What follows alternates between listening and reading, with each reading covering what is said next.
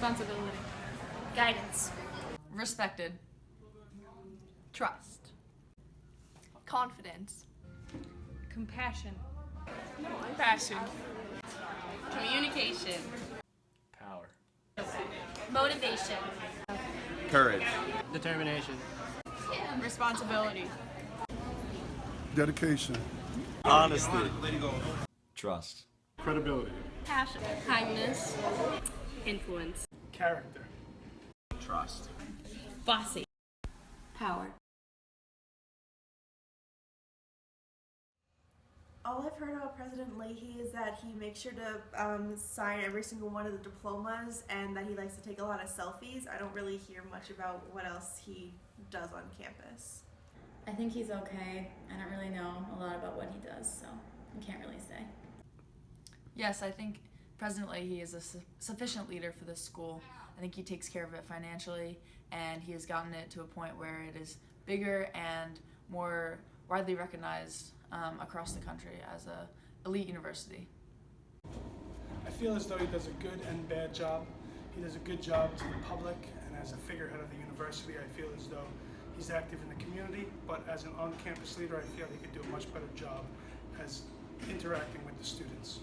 I definitely think he's a good leader. I mean, when someone's been at a place for over 30 years and done so much with so little, you have to be somewhat of a good leader. I mean, he's taken a school of just under 2,000 students, and now he's brought it to nearly 10,000. All the new schools that he's created, all the new jobs, all that kind of stuff throughout the Quinnipiac community that he's created, and the foundation that he's built and laid down for others in the future. He's got to be considered a top leader in this community.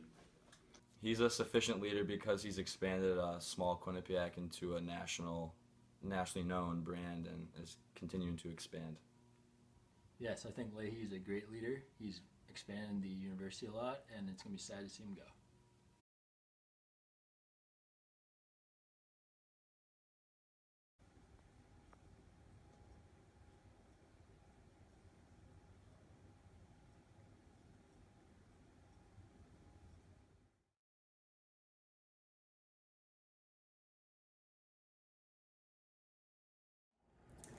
Yeah, I think they try their best.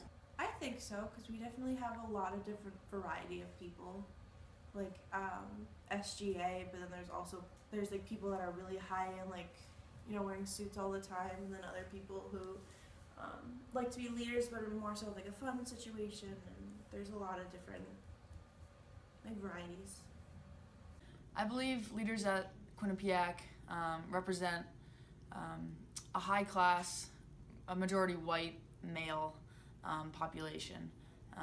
Quinnipiac is predominantly female, so it would be nicer to see more females in those roles, and it would be also nicer to see more ethnic diversity within the leadership roles.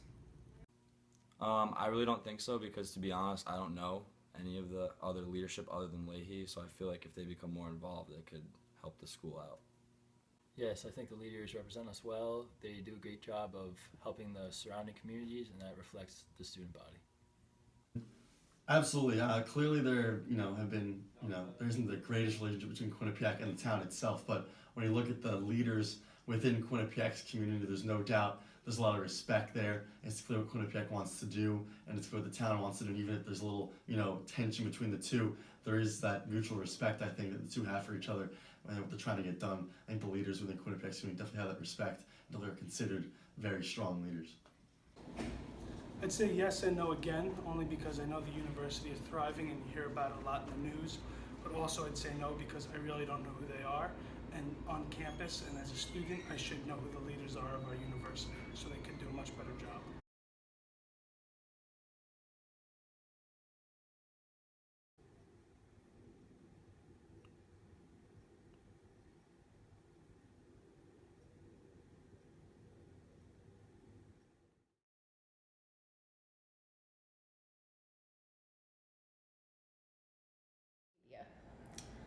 Well, I follow QU Athletics on Instagram, and they showcase both the male and female teams.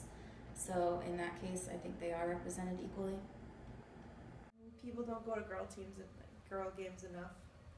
Even I know at not this campus specifically, but at UConn, the women's team kept winning consecutively for basically for years actually, and people just didn't even go to the games.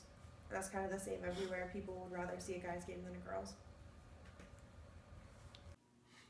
I don't think so, because on the recent issue of the QU magazine, it was the men's team on the cover, not the women's, who made it to the Sweet 16. And I feel like other sports like hockey and basketball they overshadow sports like baseball, soccer, no matter if it's girls or boys. No, I do not think male and female athletes are represented equally at this school. However, I believe that it is better than the rest of society. So I think that we're bridging the gap here more at Quinnipiac, but I think we could still be better. For example, our women's basketball team making it to the Sweet 16.